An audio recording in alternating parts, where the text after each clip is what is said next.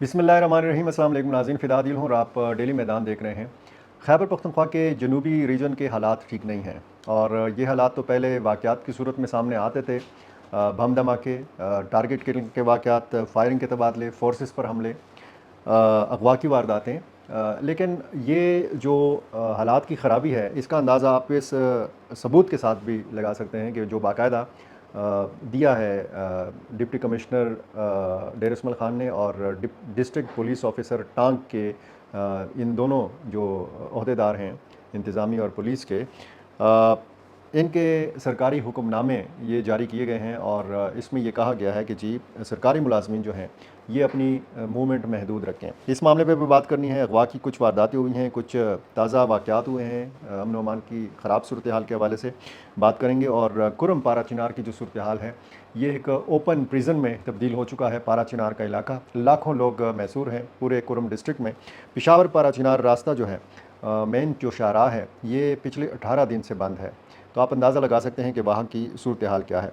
एक बहुत बड़ा दावा किया है हाफिज़ गुल बहादुर ग्रुप ने कि शुमाली वज़ीरिस्तान में उनकी तहवील में है एक रूसी शहरी, रूस से ताल्लुक़ रखने वाला एक सयाह जो है, ये हाफिज़ गुल बहादुर ग्रुप की तहवील में है और इसकी बाकायदा जो है एक तस्वीर भी जारी की गई है। उस तस्वीर में आसपास मिलिटेंट्स नज़र आते हैं और बीच में ये शख्स नज़र आता है।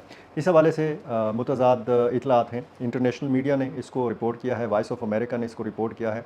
मकामी इंतज़ामी हुक्काम के हवाले से उन्होंने कहा है कि हाँ, कुछ ऐसी इतलात हैं कि गैर मुल्की जो है ये मिलिटेंट्स के पास मौजूद है। ये गैर मुल्की किस मुल्क के साथ ताल्लुक़ रखता है, इसकी शनाख्त क्या है, इस हवाले से मकामी हुक्काम ने कुछ नहीं बताया इंटरनेशनल मीडिया को। ये दावा किया गया है हाफिज़ गुल बहादुर ग्रुप की तरफ से कि जब डेर इस्माइल ख़ान में उन्होंने सिक्योरिटी फोर्सेस की एक कैंप पर कार्रवाई की तो वहाँ पर उन्होंने एक रूसी फ़ौजी को भी पकड़ा। अब ये शख्स जो है फ़ौजी हुलिया इसका बिल्कुल नहीं है। ये बिल्कुल भी अपने हुलिये से नहीं लगता कि ये कोई फ़ौजी है। गैर मुल्की लग रहा है। इसकी लंबी दाढ़ी है, यहाँ तक सिर्फ जिस तरह फ्रेंच दाढ़ी होती है, और लंबे बाल हैं। जिस तरीके से साइकिल पे या हैवी बाइक के ऊपर मुख्तलिफ जो गैर मुल्की सयाह हैं ये पूरी दुनिया का चक्कर लगाते हैं, पाकिस्तान भी आते हैं। हमारे ये जो जनूबी एशिया के ममालिक हैं, नेपाल, श्रीलंका, हिंदुस्तान, और फिर ये अफ़गानिस्तान में भी जाते हैं। तो इसी किस्म का जो है ये शहरी है और रूसी सफारत खाने ने इस हवाले से कोई तस्दीक नहीं की। रूसी सफारत खाने के ज़राए ये बताते हैं कि हमारी लिस्ट में ऐसा कोई शख्स नहीं है कि जो इन इलाकों में गया हो और वो लापता हुआ हो या वो अगवा हुआ हो। जितना भी उनके पास अपने शहरियों की लिस्ट है, वो सारे लोग जो हैं वो महफूज हैं। अफ़गानिस्तान में क्या सूरत हाल है, क्या अफ़गानिस्तान से कोई गैर मुल्की जो है वो लापता या अगवा हुआ है, वो तो ज़ाहिर है कि फिर अफ़गान हुकूमत ही इस हवाले से कुछ कह सकती है। रूसी सफारत खाने ने कुछ नहीं कहा, पाकिस्तानी हुकाम ने, पाकिस्तानी वज़ारत दाखिला ने, वज़ारत ख़ारजा ने इस हवाले से कुछ नहीं कहा। किसी भी इदारे की प्रेस रिलीज़ ऐसी नहीं आई कि जिसमें ये कहा गया हो कि जी ऐसा कोई वाक़या हुआ है। और अफ़गानिस्तान की हुकूमत ने भी इस हवाले से कुछ नहीं कहा, क्योंकि बहुत सारे मामलात में हम फिर देखते हैं कि चूँकि मिलिटेंट्स का आना जाना जो है, फिर उसमें अफ़गानिस्तान हुकूमत का मौक़िफ़ भी बनता है। बहरहाल जब इसकी तस्दीक होगी, जब ये पता चलेगा कि ये गैर मुल्की शख्स जो है क्या वाकई ये रूस का शहरी है, क्या इस अगवा की वारदात को, ये जो मुबैना वारदात है, क्या उसको उस मामले के साथ जोड़ा जा सकता है कि जिस तरीके से आपको पता है कि पाकिस्तान और रूस का दिफाई ताउन बढ़ रहा है, पाकिस्तान और रूस का जो इक़्तिसादी ताउन है वो बढ़ रहा है। रूस बड़ा दिलचस्पी रखता है पाकिस्तान में, और हालिया आप पाकिस्तानी फ़ौज और रूस की अफ़वाज की जो मुश्तरका मशक़ें हैं, क्या इस मामले को इससे जोड़ा जा सकता है या नहीं। लेकिन ये बहुत सारी चीज़ें क्लियर होंगी जब इस बात की तस्दीक होगी कि वाकई रूस का ही कोई शहरी या कोई सयाह जो है ये मिलिटेंट्स की तहवील में है। आते हैं, बात करते हैं पारा चिनार की सूरत हाल के हवाले से। पारा चिनार में सूरत हाल ख़ासी तशवीशनाक है। ये एक ओपन प्रिजन में तब्दील हो चुका है कुरम का इलाका, पूरा ज़िला, और पिछले 18 दिन से आमद रफ्त बंद है। पेशावर के साथ रब्ता मुनक़ते है। अद्वियात जो हैं ये इनकी क़िल्लत है, ख़ुराक की जो अशिया हैं इनकी क़िल्लत है। इलाज ना मिलने की वजह से ये बताया गया है कि 8 बच्चों समेत 11 अफराद दम तोड़ गए हैं मकामी हस्पताल में। अस्पताल की बिल्डिंग है लेकिन यहाँ पर इलाज की सहूलियात नहीं है, यहाँ पे मेडिसिन नहीं है। तो ज़ाहिर है कि जब तशवीशनाक सूरत हाल से 2-4 मरीज़ों को एक सहूलत हुआ करती थी कि उनको पेशावर मुंतकिल कर दिया जाता था, और आज भी पूरे सूबे से जब کسی اچھے علاج کی اگر ضرورت پڑتی ہے، کسی ڈسٹرکٹ ہیڈ کوارٹر اسپتال یا کسی بڑے اسپتال میں دور دراز جو واقع ہیں وہاں پہ سہولت نہ ہو تو مریض کو ریفر کیا جاتا ہے پشاور، اور یہ سہولت اب پارا چنار اور کرم کے لوگوں کو حاصل نہیں ہے۔ 12 اکتوبر کو ایک واقعہ ہوا تھا، ایک کانوائے پر حملہ کیا گیا تھا مسافر گاڑیوں پر، اس میں 1 درجن سے زیادہ لوگ جو ہے یہ شہید ہو گئے تھے، اور اس سے پہلے بھی متحارب فریقین کے مابین جو ہے فائرنگ کے تبادلے ہوتے، کئی ہفتوں تک یہ مورچہ زن رہے، ایک دوسرے پر بھاری ہتھیاروں سے حملہ آور ہوتے رہے، حملے کرتے رہے، کوئی 43-44 لوگ اس میں جان سے گئے ہیں، اور یہ متحارب جو فریق ہیں ان کا تنازع اصل میں زمین کا ہے، 100 کنال کوئی زمین کا ٹکڑا ہے، اس پر یہ تنازع ہے، اور اس کی وجہ سے پورا کوہاٹ ڈویژن کی جو انتظامی مشینری ہے یہ بے بس نظر آتی ہے۔ کوشش کی گئی ہے جرگے کے ذریعے اس معاملے کا حل نکالنے کی، اس میں مقامی علماء کرام جو ممبران اسمبلی ہیں، جو قبائلی ماہرین ہیں، وہ بھی اپنا حصہ ڈال رہے ہیں، لیکن بہتری کی کوئی صورت اور تصفیہ کی کوئی صورت جو ہے وہ نظر نہیں آ رہی۔ اسی طرح اور بھی کچھ معاملات کے حوالے سے آپ سے بات کرنی ہے۔ ایک تو لوئر کرم چارخیل کے قریب ایف سی بم ڈسپوزل اہلکاروں پر ایک حملہ کیا گیا، اس میں 2 اہلکار جو ہیں یہ زخمی ہوئے ہیں۔ اسی طرح جنوبی وزیرستان سروکی تحصیل شکئی کے علاقے سے 3 افراد کی لاشیں برآمد ہوئی ہیں، اور ان کی شناخت جو ہے یہ حافظ الرحمان، فیضان اللہ اور انعام اللہ کے نام سے ہوئی ہے۔ لواحقین تک یہ لاشیں ان کو پہنچا دی گئی ہیں، ان کو حوالے کر دی گئی ہیں۔ اسی طرح 3 اہلکاروں کو جن کا کسی مواصلاتی کمپنی کے ساتھ تعلق ہے، سیل مور کے نام سے 3 اہلکاروں کو اغوا کیا گیا ہے، ان کا بھی کوئی عطا پتہ ابھی تک نہیں ہے کہ یہ کس گروپ کی تحویل میں ہیں۔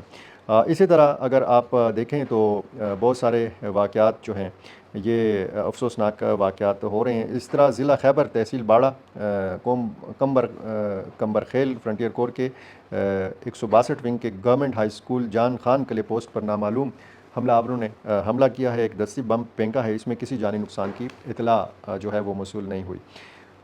پاک فوج کے بم ڈسپوزل یونٹ پر بم حملہ کیا گیا ہے جنوبی وزیرستان اپر میں، 2 سیکیورٹی اہلکاروں کے حوالے سے بتایا گیا ہے کہ یہ شہید ہوئے ہیں اور 2 سیکیورٹی اہلکار زخمی ہوئے ہیں۔ اسی طرح فرنٹیئر کانسٹیبلری کے ایک نائب صوبیدار کو علی خیل متنی کے علاقے سے، پشاور کا یہ علاقہ ہے، یہاں سے اغوا کیا گیا ہے۔ یہ امن و امان کی صورتحال اور کچھ اختلافات کی خبریں آنے لگی ہیں پاکستان تحریک انصاف کی صفوں میں سے۔ مالاکنڈ کے کچھ جو تحریک انصاف کے کارکن یا عہدیدار ہیں اور جو پارلیمنٹیرینز ہیں ان کے بارے میں کہا جا رہا ہے کہ وہ ناراض ہیں۔ اسی طرح مردان ڈویژن کے جو لوگ ہیں وہ بھی ناراض ہیں۔ شکیل خان کو برطرف کیا گیا تھا، اور کس معاملے پر کیا گیا تھا وہ آپ کو پتہ ہے، کرپشن کا انہوں نے الزام لگایا تھا۔ وہ اپنی شکایت لے کر گئے تھے عمران خان کے پاس، اور وہاں سے جب آئے تو ان کو کابینہ سے ہی فارغ کر دیا گیا، بجائے یہ کہ ان کے الزامات کی تحقیقات کی جاتی۔ اسی طرح ایک ایم پی اے ہیں مردان سے منتخب ہوئے ہیں تحریک انصاف کے ٹکٹ پر، طارق آریانی۔ طارق آریانی جب بھی اسمبلی میں بات کرتے ہیں تو بڑا کھل کر تنقید کرتے ہیں اپنی حکومت کے اوپر، اپنے وزراء کے اوپر اور وزیر اعلیٰ خیبر پختونخوا کے اوپر۔ اور طارق آریانی کے بارے میں بتایا جاتا ہے کہ یہ عاطف خان جس نشست سے صوبائی اسمبلی کے ممبر منتخب ہوتے رہے ہیں، یہ اسی نشست سے منتخب ہوئے ہیں، اور یہ عاطف خان کے گروپ سے تعلق رکھتے ہیں۔ عاطف خان آپ کو پتہ ہے کہ مردان سے ممبر قومی اسمبلی تحریک انصاف کے ٹکٹ پر منتخب ہوئے تھے۔ تو پچھلے دنوں ایک پریس کانفرنس بھی ہوئی پشاور پریس کلب میں، عاطف خان نے اس میں خصوصی شرکت کی۔ پشاور سے ایم این اے شاندانہ گلزار نے اس میں شرکت کی، جو وکیل رہنما ہیں، جو ترجمان بھی ہیں، معظم بٹ ایڈوکیٹ، انہوں نے شرکت کی، حاجی فضل الہی نے شرکت کی، اور انہوں نے یہاں اعلان کیا کہ وہ ورکرز تحریک شروع کریں گے عمران خان کی رہائی کے لیے۔ اسی طرح پھر پشاور میں محمد عاطف حلیم کے زیر اہتمام ایک ورکرز جرگہ ہوا۔ اس جرگے سے شیر افضل خان مروت نے خطاب کیا، اور انہوں نے بھی بڑا کھل کر باتیں کی صوبائی وزراء کے خلاف۔ اس جرگے کے مقررین نے، جو اکثر مقررین تھے، انہوں نے صوبائی کابینہ کو آڑے ہاتھوں لیا، اپنی حکومت کے وزراء کو آڑے ہاتھوں لیا۔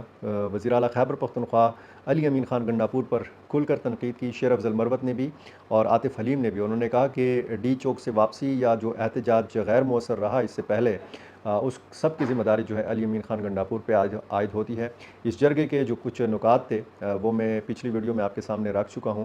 بہت سارے معاملات ایسے ہیں کہ اس حوالے سے یہ کہا جا سکتا ہے کہ اب پریشر بڑھ رہا ہے علی امین خان گنڈاپور کے اوپر، اور کارکن یہ چاہتے ہیں کہ ان کے پاس وزیر اعلیٰ کا جو عہدہ ہے وہ رہے، صوبائی صدارت کسی اور کے حوالے کی جائے۔ اب یہ کھل کر کوئی بات نہیں کر، لیکن اس جرگے میں کھل کر یہ بات کی گئی ہے کہ پارلیمانی جو عہدہ ہے وہ الگ ہونا چاہیے اور پارٹی کا عہدہ الگ ہونا چاہیے۔ تو اس مطالبے کا جو براہ راست ایک ہدف ہے وہ علی امین خان گنڈا پور ہیں۔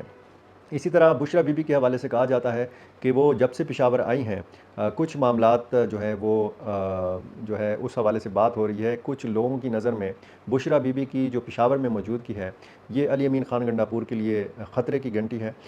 کچھ لوگ کہتے ہیں کہ نہیں، بہت سارا بوجھ جو ہے علی امین خان گنڈا پور کے کندھوں سے اترا ہے، اب پارٹی کے بہت سارے معاملات جو ہیں ان کو بشرا بی بی دیکھے گی۔ لیکن اب تک کی جو صورتحال ہے، سیاسی سرگرمیوں میں وہ حصہ نہیں لے رہی، اور یہ کہا جا رہا ہے کہ وہ چونکہ ایک گھریلو خاتون ہیں، ان کے کان میں بھی تکلیف ہے، تو اب تک ان کی ملاقاتیں اس طریقے سے نہیں ہیں کہ جن کو کہا جائے کہ جی ان کی سیاسی ملاقاتیں ہیں۔ پارٹی امور میں وہ کس حد تک دخل اندازی کریں گی یا کس حد تک وہ اپنا اثر رسوخ جو ہے پارٹی معاملات میں استعمال کریں گی، یہ آنے والے دنوں میں پتہ چلے گا۔ لیکن پوری نظریں جو ہیں اس وقت وزیر اعلیٰ ہاؤس خیبر پختونخوا کی اس انیکسی کے اوپر ہے کہ جہاں پہ بشرا بی بی رہائش پذیر ہیں، اور یہ وہی انیکسی ہے کہ جہاں پر عمران خان بھی رہائش پذیر رہے ہیں۔ صورتحال جو ہے یہ ہے کہ پشاور میں 8 نومبر کو رنگ روڈ کے مقام پر جلسے کا اعلان کیا گیا ہے۔ یہ کتنا بڑا جلسہ ہوگا، صوبے کے لیول کا یہ جلسہ ہوگا، اور ظاہر ہے کہ یہاں پر خیبر پختونخوا کی میں پی ٹی آئی کی حکومت ہے، پی ٹی آئی کی یہاں پہ بہت زیادہ مقبولیت ہے۔ اس سے پہلے اگر ہم احتجاجوں کو دیکھیں، ریلیوں کو دیکھیں اور مارچ دیکھیں اسلام آباد کی طرف یا راولپنڈی کی طرف یا سنجانی کی طرف، تو اس میں یہ کہا جا سکتا ہے کہ صرف وہ ورکر گئے کہ جو جان پر کھیلنے کے لیے تیار ہیں۔ عمران خان کی رہائی وہ ہر قیمت پر چاہتے ہیں۔ لیکن یہ جو پشاور کا 8 نومبر کا جلسہ ہے، یہ دیکھا جائے گا کہ یہ کتنا بڑا جلسہ ہوگا۔ کوشش ان کی یہ ہوگی کہ ایک بہت بڑا مجمع جو ہے وہ اکٹھا کیا جا سکے اور ایک طاقت کا بھرپور مظاہرہ کیا جا سکے۔ اس جلسے کے حوالے سے بھی کہا جا رہا ہے کہ یہ امکان ہے کہ بشرا بی بی باقاعدہ اس جلسے میں شرکت کریں، خطاب کریں اور باقاعدہ طور پر وہ سیاسی میدان میں کھل کر سامنے آئیں۔ اس سے پہلے ہم نے دیکھا کہ کلثوم نواز نکلی تھی جب جیل میں تھے نواز شریف، اور انہوں نے تحریک جو ہے وہ اپنے ہاتھوں میں لی تھی، باقاعدہ پیر صابر شاہ کے گھر سے جو صوبائی صدر تھے اس وقت، یہاں سے انہوں نے تحریک کا آغاز کیا تھا۔ اب تاریخ شاید خود کو دہرائے گی، جس طریقے سے ماضی میں ہم نے نصرت بھٹو کا کردار دیکھا ہے، ہم نے بے نظیر بھٹو کا کردار دیکھا ہے، ہم نے بیگم نسیم ولی خان کا کردار دیکھا ہے۔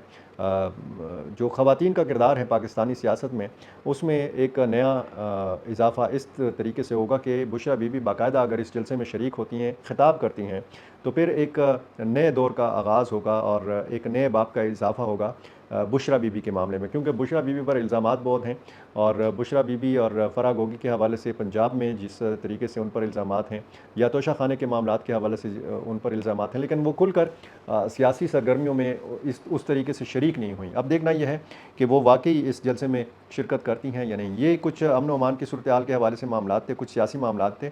اسی قسم کے معاملات میں اگر آپ کی دلچسپی ہے تو میری آپ سے گزارش ہے کہ ڈیلی میدان کا یہ یوٹیوب چینل جو ہے یہ سبسکرائب کیجئے، اور یہی ویڈیو آپ فیس بک پہ بھی دیکھ سکتے ہیں، وہاں پہ ہمیں فالو کیجئے اور اپنی رائے سے ضرور نوازیے۔ بہت شکریہ۔